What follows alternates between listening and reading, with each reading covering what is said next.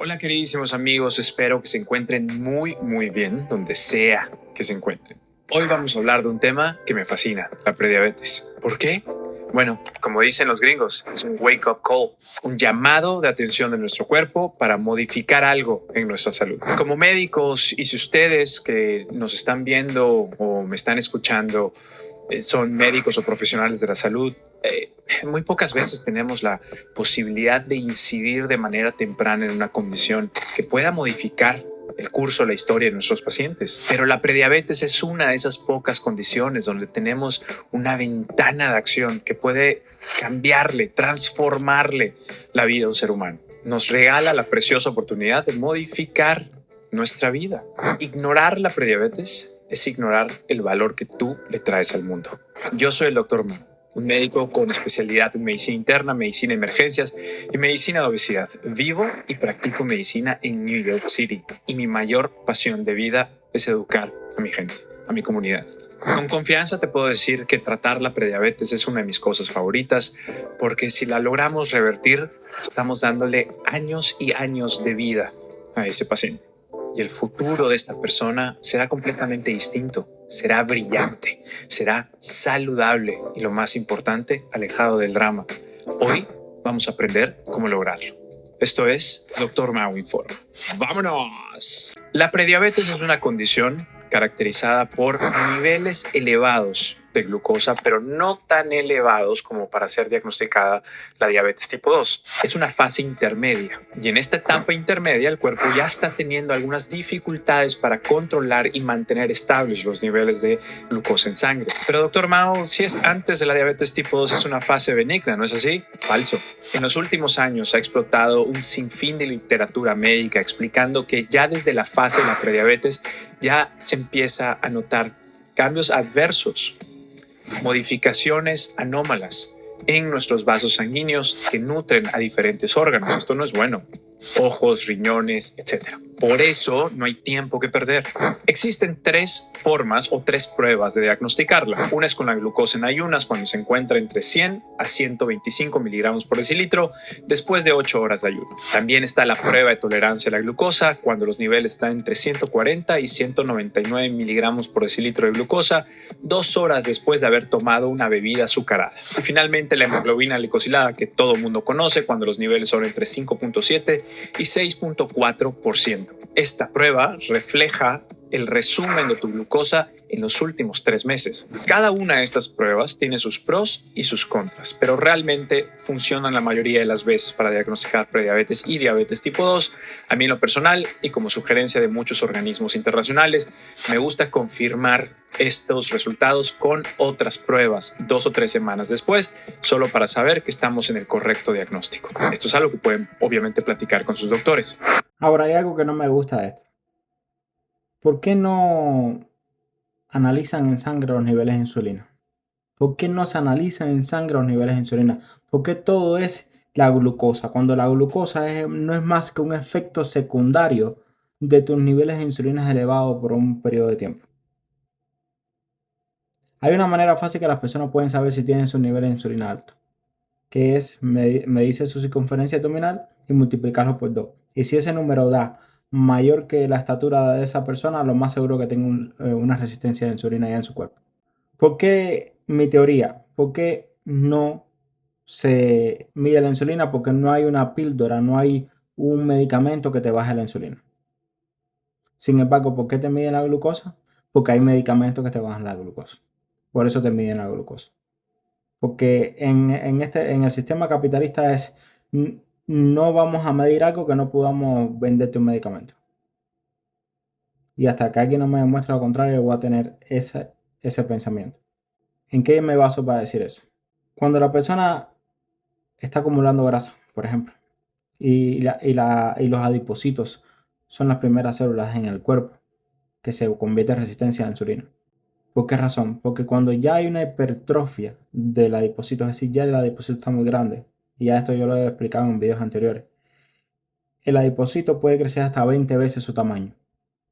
Pero ya cuando llega a un punto que él ya no quiere crecer más, porque si no se va a explotar como un globo. Entonces, la señal que le da La hormona que le dice al adipocito, crece, es la insulina. Entonces, él se convierte resistente a la insulina. Entonces, él le dice a la insulina, no me dejes entrar más acá, más grasa, porque si no me voy a explotar. Entonces, se convierte resistente a la insulina. Y después se convierte resistente a la insulina el músculo, el hígado, etcétera, etcétera. Entonces, cuando tú mides los niveles de glucosa en sangre, como está diciendo aquí el doctor, y lo tienes elevado, ya todo esto que te estoy contando pasó.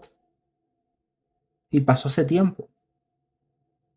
Mi pregunta es, ¿por qué no se mide antes, cuando ya ves a una persona que está un poco sobrepeso? Cuando ya ves una persona que aunque no esté aunque tenga un peso adecuado, pero que ves que tiene poco músculo, te das cuenta que esa persona tiene más grasa en su cuerpo que músculo. Mídale la insulina. ¿Por qué razón una persona, como te estaba diciendo, que aunque tenga un peso adecuado para su edad, para su tamaño, pero si tiene una concentración de grasa abdominal, ¿por qué no le miden la insulina? Pero bueno, esa pregunta la dejo abierta. Escriban en los comentarios que ustedes creen, si están de acuerdo con lo que estoy diciendo yo. Vamos a seguir oyendo al doctor.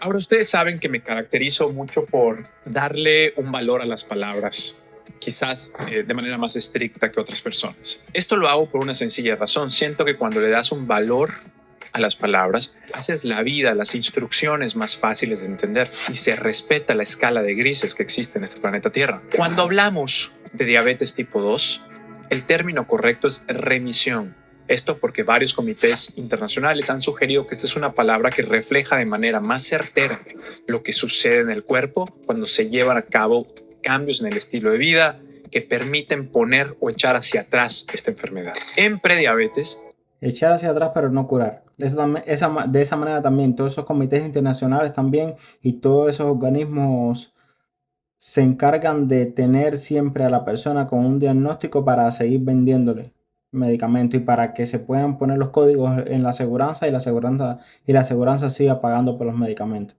Y para poner más énfasis en los medicamentos que en el estilo de vida. Por eso te dicen que no te vas a curar nunca de eso.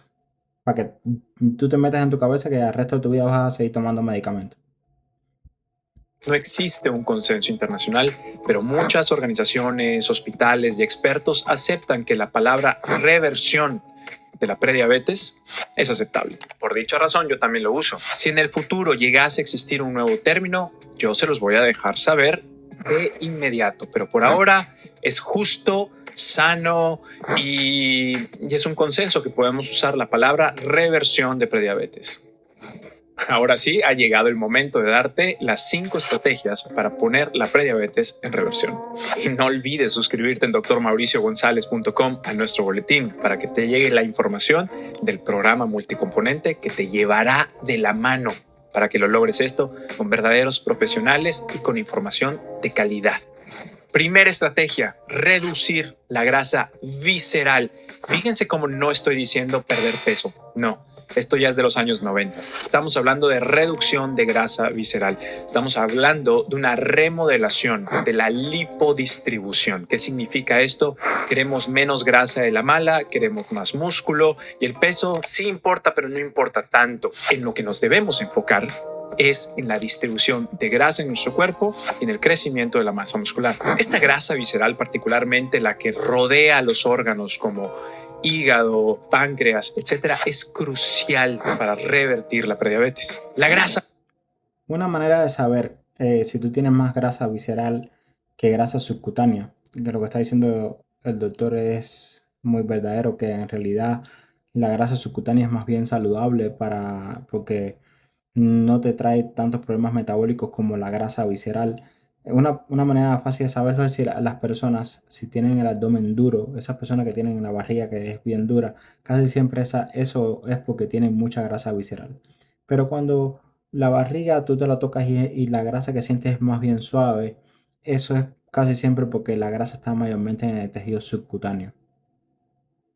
Visceral produce sustancias inflamatorias que lastiman, como el páncreas puede secretar insulina al torrente sanguíneo. Y además, por si fuera poco, esta inflamación interfiere en cómo la insulina, una vez ya en la sangre, puede interactuar con nuestras células para ingresar la glucosa dentro de ellas. Entonces reduce la secreción e interfiere en su acción eficaz. Al reducir la grasa visceral, se reduce esta inflamación y se mejora la sensibilidad a la insulina. El segundo punto vital es que esta grasa ectópica, particularmente en el hígado, es tremendamente nociva. Esta grasa en el hígado, conocido como esteatosis hepática, hace que la insulina no actúe bien en el hígado y se hace resistente, el hígado se hace resistente a la insulina, y esto hace dos cosas muy importantes. Una es que nuestro hígado produce glucosa, y cuando el hígado es sensible a la insulina, cuando la insulina funciona muy bien, el hígado regula muy bien cuánta glucosa producir. Pero cuando hay resistencia a la insulina, el hígado continúa produciendo glucosa, y esto genera un mal control de la misma a nivel de sangre. La reducción de la grasa en el hígado mejora la función hepática y mejora la sensibilidad a la insulina, reduciendo estos efectos y ayudando a mantener un nivel estable de glucosa. Pero ¿cómo lo logramos? No hay magia, solo ciencia y consistencia. Creo que acabo de acuñar una nueva frase. La clave es implementar una dieta cardio saludable y con reducción de calorías. En conjunto, disminuir la grasa visceral reduce la carga proinflamatoria y reduce la grasa hepática, mejorando la secreción de la insulina y la sensibilidad también. Y todo esto te pone en el camino de la reversión. No te preocupes, más adelante te explico las características de esta dieta. Ahora pasemos a la siguiente gran estrategia, el ejercicio. Recuerden que la grasa ectópica, como la grasa visceral y hepática, produce sustancias inflamatorias que dificultan la acción de la insulina. El ejercicio regular, tanto de resistencia como aeróbico, ayuda a reducir esta grasa, disminuyendo la producción de estas sustancias proinflamatorias. Algo muy importante es que el ejercicio, particularmente el ejercicio de fuerza, aumenta la demanda de energía de los músculos, los cuales utilizan glucosa como fuente principal de combustible. Durante la actividad física, los músculos absorben más glucosa del torrente sanguíneo, reduciendo los niveles de glucosa en sangre. Además, el ejercicio regular mejora la sensibilidad de la insulina en los músculos, lo que significa que los músculos pueden absorber y utilizar la glucosa de manera más eficiente. Este proceso es fundamental para revertir la prediabetes. Otra cosa importante, cuando la persona está haciendo ejercicio, en el momento que está haciendo ejercicio, el músculo normalmente necesita insulina para que dejar entrar la glucosa, ¿verdad? Pero cuando el músculo se encuentra en actividad, porque la persona está haciendo ejercicio, es como si este músculo abriera una puerta trasera y dejara que entrara la glucosa sin necesidad de ser sensible a la insulina. Es decir, normalmente, si el músculo está en reposo, necesita la insulina para que entre la glucosa. Si el músculo está haciendo ejercicio físico, no necesita la insulina para que entre la glucosa. Además, cuando tú aumentas la masa muscular en el cuerpo, se sabe que el tejido muscular tiene un mayor gasto energético que, por ejemplo, el tejido adiposo. Entonces, la persona, entre mayor cantidad de músculo tenga, mayor cantidad de gasto metabólico basal va a tener. Y eso sin decir que es el músculo quien se encarga de principalmente de mantener los niveles de glucosa en sangre de manera adecuada, porque entra la glucosa dentro del músculo y la saca de la sangre para que tu glucosa en sangre no esté tan elevada. Entonces, cuando tú tienes más músculo, también tienes más probabilidades de tener esa función en tu cuerpo, y entre otras cosas más. Además, algo de lo que no se habla suficiente es que los músculos, al ser contraídos, al ser utilizados en el deporte, liberan sustancias antiinflamatorias, las llamadas mioquinas.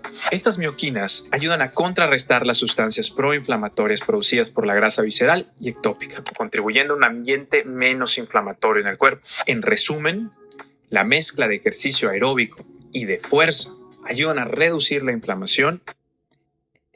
Para esto que estamos hablando, para la resistencia a la insulina, para la prediabetes, lo mejor que hay es hacer ejercicio que creen, es decir, con pesas que te creen masa muscular. Es incluso más importante que el ejercicio aeróbico. Ahora, por supuesto, la persona debe hacer el ejercicio que pueda. Si es una persona que no puede hacer otra cosa que caminar, pues mira que camine. Pero estamos hablando de lo ideal, sería ejercicios de pesas que te desarrollen tu masa muscular. Contrarrestan la inflamación una vez que ya se ha asentado en tu cuerpo. Recuerden que las pesas y el cardio son fundamentales. No importa el tipo, no importa el... Para esto que estamos hablando de nuevo, el cardio no es tan importante como las pesas.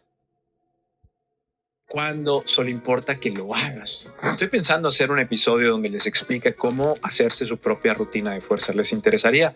Déjenmelo saber en los comentarios. Te aprovecho para decirles, suscríbanse a este canal o suscríbanse a su plataforma favorita de podcast ahora mismo. Háganlo. Estrategia número 3. Incrementar la calidad de tu dieta. Recuerden que lo que necesitamos es una dieta cardio saludable y una reducción en calorías. Esto con el fin de eliminar la grasa visceral. Doctor Mao, pero ¿cuál es la mejor dieta? He escuchado que es la cetogénica, la baja en carbohidratos, la baja en grasa, etc. Les voy a decir cuál es la mejor dieta. Bajar los niveles de carbohidratos. Carbohidratos solamente si están en vegetales o en frutas. Comer suficientes proteínas, no menos de 1.6 gramos por kilogramo de peso. Y tercero, no tenerle miedo a las grasas. Vamos a ver qué dice el doctor. Realmente no hay una dieta universal cuando lo que se busca es una reducción de calorías. Sin embargo, es justo decir que la mayor... Es verdad que cuando tú reduces la cantidad de calorías, no importa la dieta que hagas, aunque comas carbohidrato nada más, aunque comas papa nada más y reduces la cantidad de calorías, vas a perder peso. Pero si haces lo que te dije anteriormente, no necesitas enfocarte tanto en esta reducción de calorías que al final a largo plazo no es factible porque el hambre siempre gana, sino algo que te mantenga tus niveles de insulina bajos. Porque recuerda, si tú mantienes los niveles de insulina bajos, no creas tanta resistencia a la insulina y después la glucosa, si no tienes resistencia a la insulina en los tejidos, la glucosa no aumenta, no ocurre prediabetes, no ocurre diabetes. Cantidad de datos científicos apuntan que una dieta con un patrón, no es una dieta per se, pero una dieta con un patrón mediterráneo. Mediterráneo no te dice nada, Mediterráneo es cualquier cosa. Mediterráneo es lo que tú quieras que sea. Es quizás lo que más evidencia científica tiene de protección y de reversión. ¿Pero por qué? La dieta mediterránea es efectiva para revertir la prediabetes debido a su combinación de grasas saludables, alta en fibra, proteínas magras y limitación de productos chatarra. Y además, al tener muchos tipos de alimento, la hace quizás un poco más sostenible. Las grasas monoinsaturadas, sobre todo aquellas que están presentes en el aceite de oliva, aguacates y nueces, almendras, etc., mejoran la sensibilidad de la insulina y reducen la inflamación. La dieta incluye frutas, verduras, legumbres y granos enteros ricos en fibra que ralentizan la absorción de glucosa y estabilizan. Eso de comer fibra para enlentecer la absorción de la glucosa, eso no es tan relevante. ¿Por qué razón? Si tú mantienes el consumo de carbohidratos bajo, es decir, solamente comes vegetales y eso, no necesitas estar comiendo tantas cosas con fibra para mantener tu glucosa baja, porque en primer lugar no estás consumiendo alimentos que te suban tu glucosa. Si estás comiendo carnes, si estás comiendo cosas ricas en proteínas como las carnes y también otras cosas altas en grasas y bajo en carbohidratos, tus niveles de glucosa no van a aumentar. Entonces no te hace falta tanta fibra. Ahora, la fibra dicen que sí es buena para tu longevidad, pero bueno, quizás sean estudios correlacionales, hay que revisar un poco eso. Pero en realidad la fibra no te hace falta para bajar tus niveles de glucosa si no estás subiendo tus niveles de glucosa en un inicio. Los niveles de azúcar en sangre. El pescado, aves y legumbres proporcionan proteínas más. Yo cambiaría eso de las legumbres por carne, carne de res, carne, que no sé por qué hay un tremendo rechazo a las carnes. Coman no solamente pescado y pollo, carne de res también, y carne de cerdo y de carnero y cualquier tipo de carne, coman carne también. Magras, que ayudan a mantener la masa muscular y mejoran el metabolismo sin añadir grasas saturadas dañinas. Las grasas saturadas no son dañinas tampoco. Y si quieren revisar, los voy a referir al doctor de la Universidad de Utah, del BYU, que se llama Ben Bigman. Es un científico especializado en metabolismo y en grasa. Tiene su propio laboratorio. Revísenlo para que ustedes vean cómo él explica que uno de los estudios que se hizo con el tema de las grasas saturadas, que le inyectaban o le daban a las personas en sangre grasas saturadas, y de esa manera y no funciona igual. Y ese estudio, por supuesto, dio consecuencias negativas a la salud, pero no es lo mismo cuando tú la ingieres. No hay estudios, ensayos clínicos, algunos datos o estudios epidemiológicos, etcétera, pero no hay estudios, no hay nada que diga que las grasas saturadas son malas. Al contrario, son buenas para tus hormonas, para tu testosterona en caso del hombre. No son malas. Esa es mi posición que la aprendí de varias personas, específicamente de Ben Bikman. Revísenlo. Muy importante. Recuerden, no es solo las proteínas per se, sino es el empaque donde vienen esas proteínas. Y tú quieres... El empaque donde vienen las proteínas siempre es en grasa. La mayoría de las proteínas, o yo creo que no viene ninguna proteína que no venga en grasa. De hecho, esa grasa, que es el empaque de las proteínas, hace que tu absorción a las proteínas sea aún mayor. Tú te comes un huevo que tiene cantidad de grasa y también de grasas y proteínas, se va a absorber mejor que esa proteína que si tú te tomas un polvo de proteína de suero de leche. La grasa no le hace daño al cuerpo. Es un empaque que sea cardiosaludable. Además, la dieta mediterránea minimiza el consumo de azúcares refinados, bebidas azucaradas y alimentos ultraprocesados, reduciendo los famosos picos de glucosa y la acumulación de grasa visceral. En conjunto, estos componentes mejoran el control de la glucosa, reducen inflamación y promueven un peso saludable. Todo esto ayuda a revertir la prediabetes. Ahora te debes estar preguntando, y esto es tema de un episodio por sí solo, pero ok, doctor Mao, usted dice que tengo que reducir la cantidad de calorías. ¿Cuánto? La realidad es que hay múltiples. Yo aconsejo que empiecen sin reducir la cantidad de calorías.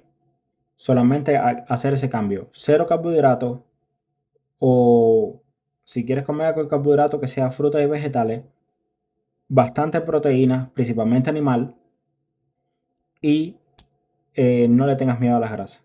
Y de esa manera tú vas a ver cómo vas a perder peso, tú vas a ver cómo tu nivel de azúcar en sangre va a mejorar. Y si después quieres ya enfocarte en la cantidad de calorías que comes al día, ayuno intermitente. Eso de estar comiendo carbohidratos y de todo y entonces estar reduciendo una mala cantidad de calorías que te comes y estar contando la cantidad que te comes y tirarle fotos y pones en una app y entonces siempre vas a tener un hambre constante, nunca vas a... Y te lo digo porque yo he pasado por eso, un hambre constante y no vas a ver resultados. Y nadie con hambre, si tú mantienes un hambre crónico en tu vida, vas a tener hambre. Y el hambre va a apoderarse de ti y no vas a seguir la dieta. Por eso la mayoría de las personas no continúan con una dieta como le dicen los doctores. Más o menos el 90% de las personas no tienen resultados a largo plazo. Porque sí, vamos a decir que te vayas con el doctor 8 semanas para un centro donde hay varias personas haciendo la dieta contigo y dándote apoyo emocional y psicológico y todo eso, y tú te pasas 8 semanas pasando hambre y con esa hambre que no se te quita, pero a lo largo cuando después estés en tu casa y decidas con el día a día, no, eso no es sostenible. Tú tienes que tener una dieta que te sientas satisfecho, no te suba tu nivel de insulina ni de azúcar en sangre y te sea metabólicamente saludable. Recomendaciones de distintos organismos internacionales en Europa, Canadá, Estados Unidos, pero realmente son muy parecidos. Uno tiene... Sí, la mayoría de las recomendaciones que te han dado históricamente, como la pirámide alimenticia y todo eso, es bastante carbohidrato. Bastante. Mucho carbohidrato, mucho pan, mucho arroz, mucho. Porque estas cosas son una solución económica a un problema de salud. ¿Qué es una solución económica a un problema de salud? Cuando los gobiernos dijeron, vamos a erradicar el hambre, los gobiernos dijeron, ok, ¿qué es lo más barato? Lo más barato son los carbohidratos. Entonces, si lo más barato para sembrar, para todo, son estos carbohidratos, entonces vamos a poner en la base de la cadena alimenticia carbohidratos. Porque se está encontrando una solución económica al problema que es el hambre. Pero en realidad eso no es saludable. Saludable es que las personas coman bastante carne, bastante proteína, no bastante arroz y pan y eso, y harinas y todo eso. Hay que reducir entre 500 a 750 calorías por día de lo que uno gasta en términos energéticos para poder alcanzar esta reducción de peso. Se ha sugerido que para mujeres una dieta de 1200 a 1500 y para hombres 1500 a 1800 calorías al día. Eso es muy difícil de saber, si depende de la edad, de gasto energético diario, del tamaño, del peso. Eso es una cosa que es a nivel poblacional, pero eso no funciona de esa manera. Día. Yo les voy a decir algo. Esto es algo muy bueno que se puede hacer inicialmente, después se hace más difícil. A mí en lo personal, esto es caso por caso. Me gusta reducir las calorías de mis pacientes poco a poquito. No me gustan reducciones de más de 300. Primero no se deben reducir las calorías. Las calorías se pueden reducir después que tú hayas cambiado tu dieta. Las 500 calorías, porque siento en mi experiencia que se hace poco sostenible. Entonces, prefiero que mi paciente se tome 6 meses, 8 meses en lograr este cambio, pero que no sufra al lograrlo en 3 meses con un hambre tremenda que no le va a poder hacer visualizar esto para un futuro, que le va a causar obstáculos. Mientras estás en déficit calórico, vas a tener hambre. Si tú mantienes reduciendo 300, 500 calorías al día, vas a tener hambre. Todo el tiempo vas a tener hambre. Y si estás comiéndote cosas que te aumentan tu nivel te está haciendo picos de insulina con carbohidratos, va a aumentar más el hambre. Psicológicos, emocionales, físicos, etcétera. Esto depende del caso, del contexto en tu persona, si es para ti o de tu paciente. Pero esto es algo que les puedo compartir. No hay respuestas universales, solo adaptaciones de la medicina basada en evidencia a personas particulares. Número 4. Sueño, alcohol y tabaco. Dormir adecuadamente, lo cual es de 7 a 9 horas, regula hormonas claves como la insulina y el cortisol. La falta de sueño aumenta los niveles de cortisol, lo que puede llevar a la resistencia a la insulina y el aumento de la glucosa en sangre. Esto no sucede si tienes un mal sueño una vez al mes, 2 veces al mes, 3 veces al mes. No estamos hablando de personas. Sí sucede. Tú con una sola noche que no duermas te conviertes resistente a la insulina. Las buenas noticias son que después tú duermes y ya te vuelves sensible a la insulina nueva, pero te puedes hacer resistente a la insulina solamente con una sola noche de mal dormir. Crónicamente por años que tienen un sueño pobre, sobre todo un sueño en cantidad y calidad que sea pobre. Se ha visto que cuando personas con estos riesgos metabólicos implementan una buena higiene del sueño, ayudan a regular la glucosa en sangre. Así que ya saben. Dexcom G7 is one of the easiest ways to take better control of your diabetes. This small wearable replaces fingers. Ayudan a regular la glucosa en sangre. Así que ya saben, más sueño, menos Netflix. Bueno, un balance. El consumo excesivo de alcohol afecta el metabolismo de la glucosa y la función hepática. Beber en exceso puede provocar picos de glucosa en sangre y acumulación de grasa hepática, lo que empeora, obviamente, la resistencia a la insulina. Realmente, limitar el alcohol es de las mejores cosas que puedes hacer para revertir la prediabetes. Ahora, aquí tengo que ser súper sensato con ustedes. No existe un número de bebidas al día universal que aplique para todas las personas. Han visto, en Estados Unidos se recomiendan no más de 2 bebidas al día en los hombres o no más de una bebida al día en mujeres. Nuevos estudios están retando esta visión y piensan que eso ya de por sí es demasiado. En Canadá se recomiendan de 2 a 7 bebidas por semana. Es decir, todavía hay mucho que no conocemos. Mi mejor recomendación es que bebas lo menos posible, sobre todo si quieres revertir la prediabetes. De hecho, yo recomiendo a mis pacientes que se abstengan por lo menos los primeros 2 o 3 meses para poder ir reseteando sus hábitos y que si deciden volver a implementar alcohol, lo hagan de una manera mucho más sensata, mucho más baja, más disfrutable y que no ponga en peligro su salud metabólica. Fumar. Esto nadie habla. Por cierto, yo ayudo a muchos pacientes en mi consultorio aquí en Nueva York a dejar de fumar porque nadie ayuda ya. Ya casi no hay doctores que se encarguen de esto. Sí los hay, pero cada vez hay menos. Fumar aumenta la inflamación y el estrés oxidativo, contribuyendo a la resistencia a la insulina. La nicotina afecta el metabolismo, elevando los niveles de glucosa en sangre.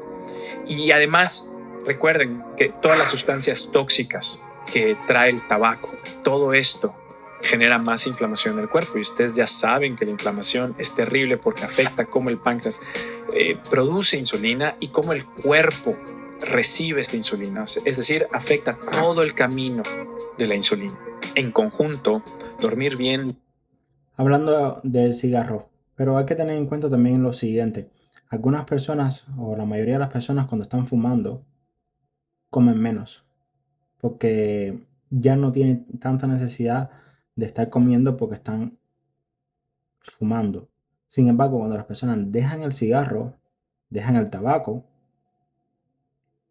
tienden a comer más, tienden a siempre, muchos de ellos, a andar con algún caramelo o algo. Cuando le da esa ansiedad por fumar, se come el caramelo.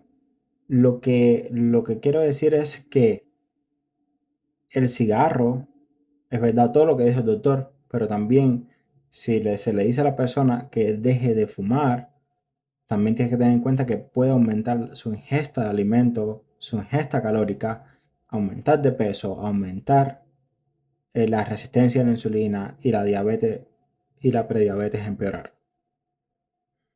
Limitar el alcohol y dejar de fumar mejoran la regulación hormonal y reducen la inflamación, favoreciendo el control de la glucosa y la reversión de la prediabetes. Estas son metas que siempre discuto yo con mis pacientes en el consultorio o en telemedicina, así que ustedes ya lo saben. Y por último, hablemos de la quinta estrategia: medicinas. Muchas de las medicinas que voy a compartir quizás no tengan una aprobación de la FDA o sean parte de las guías para prediabetes, pero la vasta mayoría de los médicos las utilizan. Yo lo hago cuando tenemos evidencia que los cambios en el estilo de vida no son suficientes o el paciente es de súper alto riesgo. Y realmente me enfoco en dos grandes medicinas por ahora: metformina y los GLP-1. La metformina ayuda a revertir la prediabetes al mejorar la sensibilidad a la insulina y reducir la producción de glucosa en el hígado. Disminuye la absorción de glucosa intestinal y aumenta el uso de la glucosa en todo nuestro cuerpo a nivel periférico. Una revisión sistemática y un metaanálisis concluyeron que la metformina disminuye la tasa de conversión de prediabetes a diabetes tipo 2 con un número necesario a tratar entre 7 y 14 durante un periodo de 3 años. ¿Qué significa el NNT o el number needed to treat o el número necesario para tratar? Cuando dices que una intervención tiene un NNT de 7, significa que debes de tratar a 7 personas antes de ver un buen resultado. Un número necesario a tratar de 7 a 14 por cualquier métrica en la medicina es excelente. Significa que es una intervención excelente para prevenir complicaciones. Por ejemplo, el número necesario a tratar de las famosas botas de compresión que te ponen en el hospital cuando vas a una cirugía para prevenir coágulos en las piernas, tiene un número necesario a tratar de 7. Lo cual es una intervención excelente. La Asociación Americana de Diabetes, la ADA, recomienda considerar la terapia con metformina para prevención de la diabetes tipo 2 en personas con prediabetes, particularmente en aquellas personas con un índice de masa corporal mayor a 35, menores de 60 años y con mujeres con antecedentes de diabetes gestacional. Hace mucho sentido. Sin embargo, recuerden, toda medicina tiene sus pros y sus contras. De hecho, les voy a hacer un episodio sobre la metformina. El uso a largo plazo. Una de las cosas también que tiene la metformina es que si tú utilizas metformina y también haces ejercicio, puede disminuir los beneficios del ejercicio físico de la metformina. Metformina puede estar asociado con una deficiencia de vitamina B12 y se recomienda el monitoreo periódico de los niveles de vitamina B12. Y por supuesto, siempre es necesario discutir los pros y los contras con el paciente, como los efectos en la salud de los riñones y hepática en ciertas ocasiones. De nuevo, ¿les gustaría que les haga un video sobre los pros y los contras de metformina? Déjenmelo también en los comentarios, me ayudan mucho. Ya sé que yo me enfoco en metformina y GLP-1, pero también hay una medicina que muchas personas alrededor del mundo utilizan, que es la pioglitazona. El estudio ACT Now fue un ensayo controlado aleatorizado y que mostró que la pioglitazona en 45 miligramos al día redujo el riesgo de progresión de prediabetes a diabetes tipo 2 en un 72% en comparación con el placebo. Y el ensayo Insulin Resistance Intervention After Stroke o el estudio IRIS respaldó aún más estos hallazgos, demostrando que la pioglitazona redujo la incidencia de diabetes en pacientes con resistencia a la insulina y antecedentes de enfermedad cerebrovascular. Esto fue durante un seguimiento de 4.8 años. La diabetes se desarrolló en un 3.8% de los pacientes que tomaron pioglitazona, en comparación con el 7.7% en el grupo placebo. Esto es súper significativo. La pioglitazona mejora la sensibilidad a la insulina, reduce la glucosa plasmática en ayunas y mejora la función de las células beta. Sin embargo, hay que decir lo que se asocia con efectos secundarios como aumento de peso y edema. Les voy a decir por qué ocurre eso. Recuerden que al principio había hablado de la hipertrofia de las células grasas, y que esa hipertrofia de las células grasas hacían a las células grasas o a los adipocitos resistentes a la insulina.